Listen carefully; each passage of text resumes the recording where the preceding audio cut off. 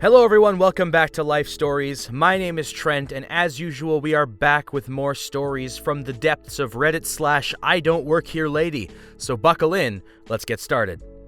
Our first story has a rather striking title. It goes by Cold War in the Restaurant with Vodka-Filled Americans and a Fat Russian Chef. I used to work as a chef at an ice rink. My boss had 3 restaurants there. One simple one with mainly fast food for hungry leisure skaters and birthday parties. I have another story from that restaurant in r/entitled parents. We might take a look at that in another episode. The other one was only for staff, athletes, and club members. Then a third restaurant, which was in the VIP area and was only open for VIP guests during matches. Mostly the friends and family of the hockey players or some journalists and sponsors. I live in Russia, so ice hockey is a big deal. My boss would have specific people that would work in the VIP restaurant based on their presentability mainly. No piercings, visible tattoos, crazy colored hair, not too bad looking, etc. Your cooking abilities didn't matter that much, because most of the food was prepared in the kitchen of the regular restaurant and brought up with a lift, because in the VIP area, you'd cook in front of the guests. It's more show than anything. I'm usually in the main restaurant because I do have tattoos that can be visible sometimes, and I'm quite tall and thin. 198 centimeters, 6'6", and around 55 to 60 kilograms, or 130 pounds. Which isn't good because the height makes it look awkward and people are often suspicious of thin chefs. Anyway, one day I got in on the VIP team because it was a match against an American team, and I know English. The VIP chefs get special uniforms, which are a black chef jacket and black pants and a black apron with the sponsor logos. The regular chefs wear all white or checked clothes and no apron. I have one coworker who's always been very keen on making it on the VIP team because he loves ice hockey, and you have a good view of the match from the restaurant. But in the other one, you don't get to see a thing. He also wouldn't make it because he's very overweight, messy looking, and kind of socially inept, and sometimes uncomfortable to talk to, and because of that, he wasn't picked to work on the VIP area, even though he knows some English too. In his opinion, he's the most qualified chef, and doesn't understand why he doesn't make it onto the team. So naturally, he was rather jealous that I got onto the team, because we can't stand each other, and he thinks I'm a bad chef because I'm vegan. Mostly because I'm allergic to most animal products, and it's just easier for me that way. And that's just wrong in his opinion, because I wouldn't even eat the food we make and blah blah blah. Since some of the guests were American, we made some American dishes too, but not really fast food, but things like corn soup, some southern vegetable stir-fry, roast beef, and so on. Surprisingly, the Russian guests also went crazy on the corn soup and the vegetable stir-fry, because it was during the December Lent, and many wouldn't eat meat. So I called the kitchen downstairs and asked for them to prepare more so we don't run out. Ages later, there still wasn't anything coming up the lift, so my boss asked me to go downstairs and check after taking my cigarette break. To get to the kitchen, you first have to walk past the seats in the restaurant. I tried to make my way through the kitchen, which was rather hard in this tiny restaurant packed with bored ladies who clearly got dragged there by their husbands to get their drunk butts back home after the game. Suddenly, I noticed someone tugging on my apron, so I looked to see a group in the jerseys of the American team sitting at one of the tables. To myself, I was wondering why they weren't enjoying the match when I noticed that the 2 guys that were at the table were super drunk. Probably way too drunk to stand and watch. Fair enough, people tend to underestimate the power of true Russian vodka. The one guy yelled at me, "Suka, blet!" People turn around, Russian supermoms hold their kids' ears and look over angrily. I had to laugh a little, and the conversation went something like this. Our cast is DG1, Drunk Guy 1, DG2, Drunk Guy 2, AL, American Lady, RL, Russian Lady, FC, Fat Coworker, me, and B, Boss. Sorry, do you need anything? Are you fine? We'd like to order something. Sure, I can ask the waiter to come over.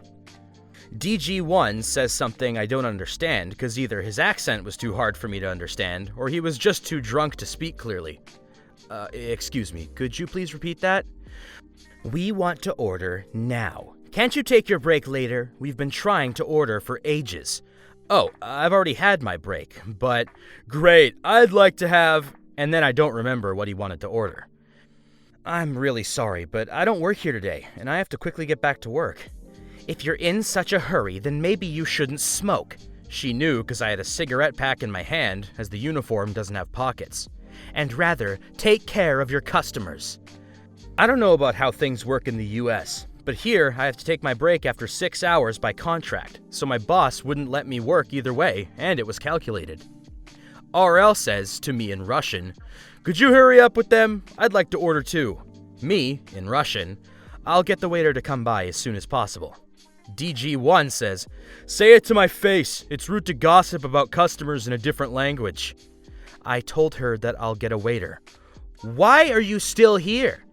"All right, I'll go." And I made an attempt to leave. "Not so fast, my friend. We want to order."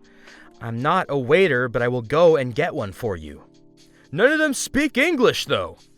"I will ask them to send one who can. I really have to go because I don't work here today, and I'm not a waiter.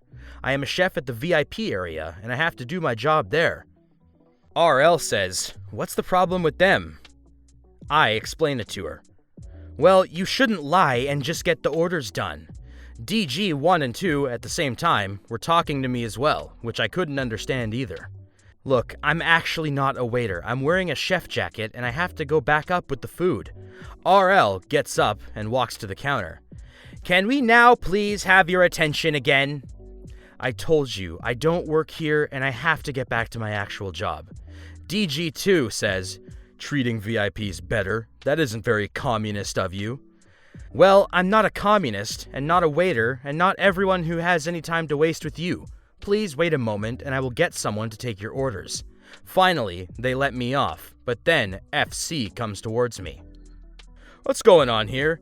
"I need refills for the corn soup and vegetables." "And you can't do that without causing a scene?" "Just let me through, please. I've already taken so long, and it's urgent." "Maybe if you knew how to handle customers, this would have been fixed before." "Whatever. Where's the food? It should have been sent up ages ago. If you do your job down here, I wouldn't have even had to come down." AL chimes in. "This is what a chef looks like." Yes, he is a chef. He works in this restaurant and speaks English, so he can take your orders. "He's a chef, though, and not a waiter." "Why don't you do your job?" "I'm a chef, too." BS. You're wearing black, like all the waiters here, and you're wearing an apron. And this chef here is dressed in white and looks like a chef. You don't even look like you could feed yourself. How can anyone expect you to feed others? VIP chefs have a different uniform. He will take care of you, so please let me do my actual job now. FC says, in English, "You can't treat customers like that. I don't think boss would be happy to hear about that. And he thinks I lack the social skills to work at VIP. Alright, but that's where I work now, so please let me get back and give me the food." AL says to FC, "If he's always this rude, you should definitely tell the boss."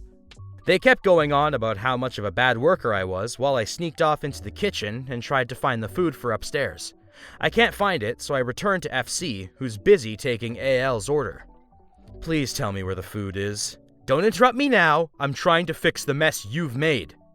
"They're running out of food upstairs. It's urgent." "Maybe if you were better at planning and more efficient, you'd not have this problem." DG1 says, "Why not make your own food when you're a chef? Why should he make it?" "Lazy bones," DG2 adds, including various attempts at swearing in Russian. In that moment, my boss came down. "Where have you been all this time? We need the food." "I can't find it, and FC won't tell me where it is." I'm trying to calm down these customers, which he had upset with his rude behavior and absolute inability to treat people well. "Why didn't you send the food up?" "I was going to bring it up myself." "What's wrong with the lift?" "If he can just come here and make a mess in my area, I can come up too, right?"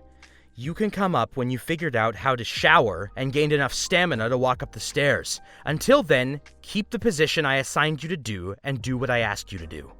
In the end, the American group got their food. The Russian lady did too. I went back up with my boss and the food, and FC never got to work in the VIP area or even during events ever again.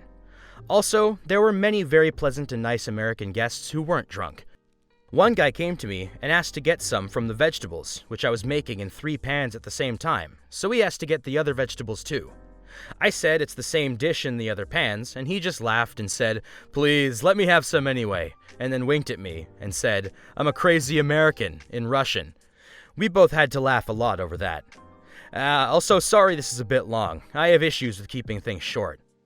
And it was indeed a long one. In fact, I said at the beginning our first story starts with the Russian chef story, but the Russian chef story made us run out of time. That is one story for one episode, but I think it was a pretty good one. So, as usual, guys, that's all the time we have. Thanks once again for tuning into Life Stories. My name is Trent. Don't forget to like, comment, and subscribe for more Reddit content coming your way, and I will see you guys soon.